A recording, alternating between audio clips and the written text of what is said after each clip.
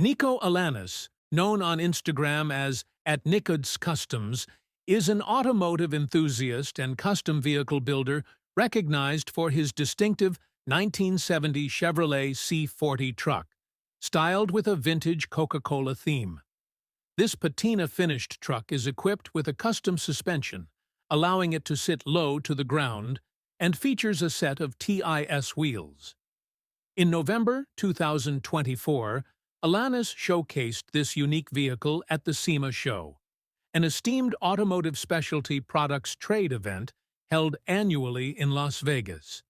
His participation garnered attention within the automotive community, highlighting his craftsmanship and the truck's nostalgic design.